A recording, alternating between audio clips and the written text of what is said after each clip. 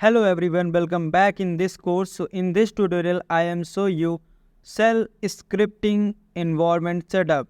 So यहाँ पे basically हम लोग सेटअप करने वाले हैं बैश सेल स्क्रिप्टिंग के लिए इन्वायरमेंट। सो इन्वायरमेंट सेटअप करने के लिए देखिए सबसे पहले आपको रिक्वायर्ड होगा यहाँ पे एक ऑपरेटिंग सिस्टम एंड यहाँ पे एक टेक्स्ट एडिटर आप यूज़ कर सकते हैं। साथ ही साथ यहाँ पे बैश का जो इन्वायरमेंट सेटअप करना बहुत ही ईजी होता है। सबसे पहले मैं आपको बताना चाहूँगा यहाँ पे मैं यूज़ करने वाला हूँ काली लाइनेक्स को एंड यहाँ पे इसलिए मैं इसको काली लाइनेक्स को यूज़ कर रहा हूँ, काफ़ी ये फेमस है पर और साथ ही साथ यहाँ पे इसके अंदर जो हमें बैश सेल रिक्वायर्ड है वो भी यहाँ पे मिल रहा है ऑलरेडी, तो इसको हम यूज़ करने वाले। इसके साथ ही साथ यहाँ पे मैं अभी यूज़ कर रहा हूँ, आप देख सकते हैं यहाँ पे मैकबुक। सो मैक के अंदर यहाँ पे जैसे ही आप डालते हैं ओके मैं देखता हूँ ओके यहाँ पे जैसे हम टर्मिनल डालते हैं सो इस तरीके से यहाँ पे भी मैकबुक के अंदर ब्लैक कलर का स्क्रीन जो है वो आ जाता है या वाइट कलर का, इस तरीके से यहाँ पे भी शो हो रहा है। ठीक है, सो ये जो है यहाँ पे मैकबुक के अंदर भी आपको इस तरीके का एक टर्मिनल मिल जाता है।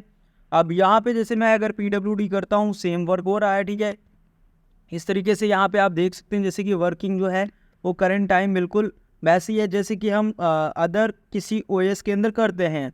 सो सपोज़ कीजिए अगर मुझे चेक करना हुआ इसके अंदर कौन सा OS इस्तेमाल मैं कर रहा हूँ और साथ ही साथ मुझे अगर ये एक्चुअल पता करना है ये OS जो हमारा है मैकबुक का, ठीक है ISO, इसके अंदर कौन सा सेल इस्तेमाल हो रहा है, तो हमें सबसे मेन तो यही है, हमें पता होना चाहिए कौन सा सेल इस्तेमाल हो रहा है। सो हम यहाँ पे क्या कर सकते हैं, डालते हैं अगर हम ई को $साइन देते हैं और 0 लिख देते हैं यहाँ पे। सो इस तरीके से जैसे हम डालते हैं तो इस तरीके से हमें यहाँ पे एक इन्फॉर्मेशन आती है, ये जेड सेल है। जेड सेल को ही हम बोल सकते हैं कि यहाँ पे बैश सेल बोला जाता है। मींस यहाँ पे जो हम इस टाइम आपके सामने इस्तेमाल कर रहे हैं ये हमारा यहाँ पे एक बैश सेल है। अगर हम यहाँ पे वर्किंग करना चाहें तो यहाँ से कर सकते हैं। अब ये प्रॉब्लम काफ़ी लोगों के पास आएगी कि किसी के पास मैक होगा किसी के पास नहीं होगा और उन लोगों के साथ हम इंटरेक्शन अच्छे से नहीं कर पाएंगे। सो इस वजह से मैं यहाँ पे इस्तेमाल करने वाला हूँ अपना काली लाइनेक्स को। सो काली लाइनेक्स जो है मोस्टली सभी लोग यूज़ करना जानते होंगे, अगर नहीं जानते तो आप वीडियो देख सकते हैं हमारे चैनल के ऊपर, आपको काफ़ी सारे वीडियोस मिल जाएंगे।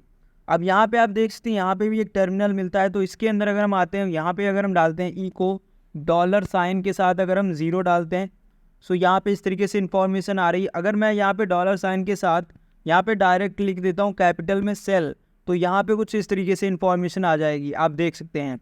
मीन्स यहाँ पे जेड सेल यहाँ पे भी है, जेड सेल यहाँ पे भी है। ठीक है, और सेम यहाँ पे भी आ सकता है। आप जैसे कि देखिए यहाँ पे मैं आपको दिखाता हूँ सेम वैसा ही यहाँ पे आपके सामने।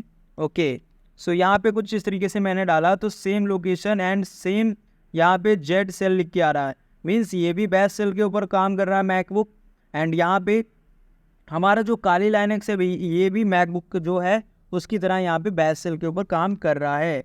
सो यहाँ पे अब आपको पता चल गया, इस तरीके से पता कर सकते हैं कि आप कौन सा सेल इस्तेमाल कर रहे हैं। सो अगर आपके पास पैरेट ऑपरेटिंग सिस्टम है या रेड हैट है, उबंटू है, सो इस तरीके के जो लाइनेक्स बेस्ड हम बोलते सिस्टम होते हैं ऑपरेटिंग सिस्टम, उनको आप यूज़ कर सकते हैं एंड वहाँ पे आप इसका इस्तेमाल कर पाएंगे जो हम लोग इस कोर्स के अंदर करने वाले हैं। सो रिक्वायर्ड यहाँ पे ये सबसे मेन है, जो OS है वो आपका लिनक्स बेस्ड होना चाहिए।